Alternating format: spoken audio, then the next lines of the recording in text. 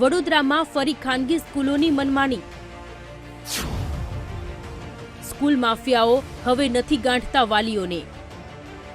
ખાનગી સ્કૂલો પોતાની મનમાની ચલાવી વાલીઓ પાસેથી ફીના નામે લૂંટ ન ચલાવે તે માટે સરકારે એફઆરસીનું ગઠન કર્યું હતું, પરંતુ વડોદરામાં તો ખાનગી સ્કૂલોના સંચાલકોની મનમાની ચાલી રહી છે। એવી મનમાની કે જિલ્લા શિક્ષણાધિકારીને પણ ગાંઠતા નથી, કારણ કે વડોદરામાં એફઆરસી જેવું જ કાંઈ નથી। વડોદરામાં એફઆરસીની 3 જગ્યા ખાલી। નિયુક્તિના અભાવે દરખાસ્તો અટવાઈ। હાલ વડોદરામાં એફઆરસીમાં જેટલા સભ્યો હોવા જોઈએ તેટલા નથી, 3 અધિકારીની ઘટ છે।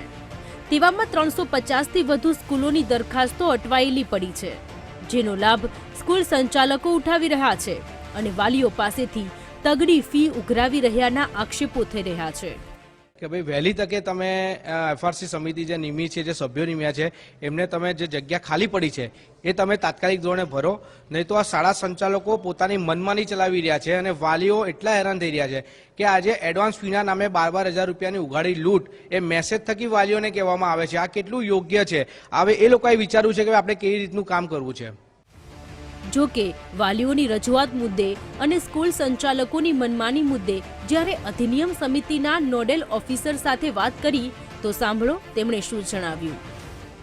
વાલી મંડળ તરફથી 2 રજૂઆત છે। એક તો કે જે અમારી ફી એફઆરસીની કમિટી છે એમાં 3 સભ્યો અત્યારે એમનો કાર્યકાળ પૂરો થઈ જવામાં પામ્યો છે, એટલે એમની તરત જ નિમણૂક કરવામાં આવે, જેથી ખૂબ જ ઝડપથી એફઆરસીના નવા ઓર્ડર્સ આ વર્ષના એટલે કે 24-25ના આગામી વર્ષના અત્યાર સુધી બરોડા ઝોનની વાત કરું તો 23-24ના તમામ શાળાઓના તમામ ઓર્ડરો કમ્પ્લીટ થઈ ગયા છે, પરંતુ જ્યાં સુધી આપણી આ ટીમ કમ્પ્લીટ નહીં થાય ત્યાં સુધી કદાચ દરખાસ્ત પણ અમે વર્કઆઉટ નથી કરી શકતા અને આગામી લગભગ અઠવાડિયામાં જ આ નિમણૂકો થઈ જાય તેવી શક્યતા લાગી રહી છે।